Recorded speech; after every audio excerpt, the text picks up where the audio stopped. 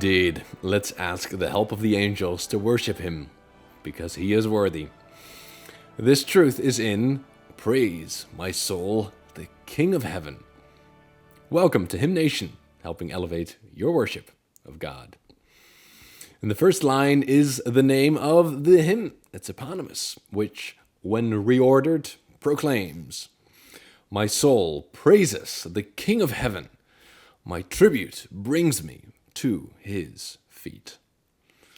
And whether you're on the highest of mountaintops in life or the lowest of valleys, no matter your situation, you can start your worship of God with this song. Ransomed, healed, restored, forgiven. This is one of the most profound lines in all of Christian music. What a description of the journey of salvation. Each of these words is worthy of meditating on separately. Ransomed, right? Imagine if you were an orphan. Kidnapped, the ransom is $1 million. And someone comes in and says, not only will I adopt you, I'll pay that ransom. And it's in Mark 10, right, where it says Jesus, he gave his life as a ransom. We were in bondage, in sin and beyond, our soul held by the devil. God's solution was to pay the ransom, which was Jesus dying in our stead. God then healed us spiritually so that we are no longer a slave to sin. He then restored us so that we can enter his gates and presence. And lastly, he forgives us, even when we miss the mark. Evermore his praises sing, which essentially means, given that journey of salvation, we really should sing his praises forever, every day, because he is worthy, and we're so grateful. Praise him, praise him, praise him, praise him, praise him, praise him. Praise the everlasting King. By the way, each verse has these 4 proclamations of praise him, which I would suggest you let be like a crescendo, increasing your praise with each phrase.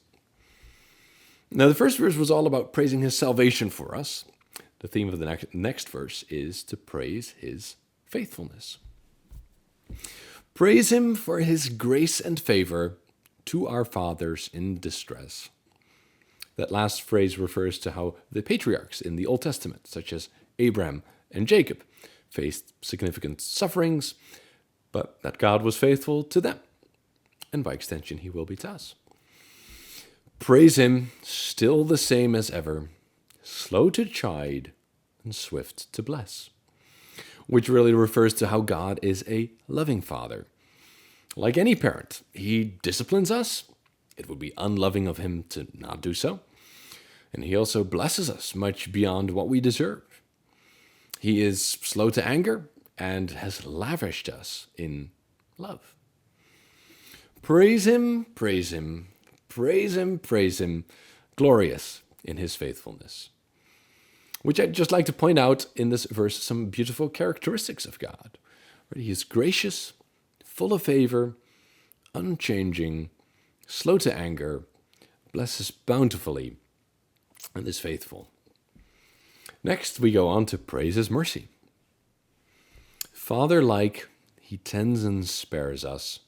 Well, our feeble frame he knows. Which echoes a lot of shepherd language, right? Shepherds tend to the flock. They spare sheep from disaster.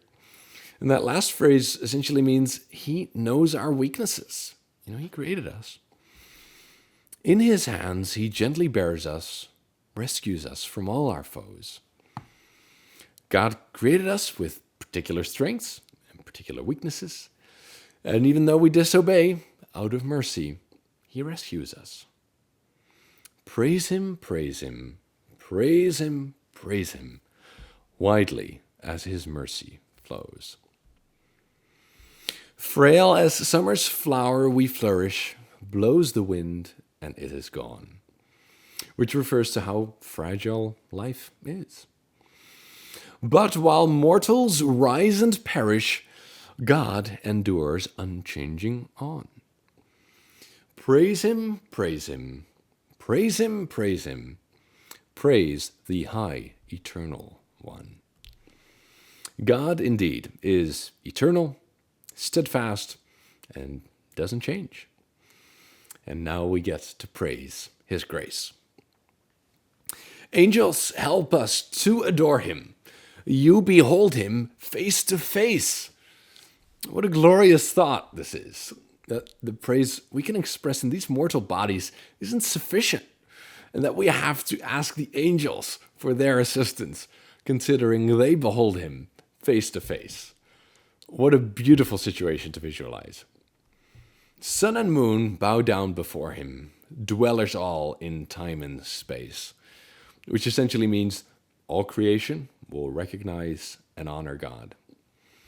Praise him, praise him, praise him, praise him. Praise with us the God of grace. This song really is a paraphrase of Psalm 103. So you should go and read it now, and you'll probably do so in a new light. And this is one of the ways that music can elevate your worship of God, because it's another way to internalize the truths that are in the Bible. And that video I showed in the beginning, that was the coronation of an earthly king. But this hymn praises the King of Kings.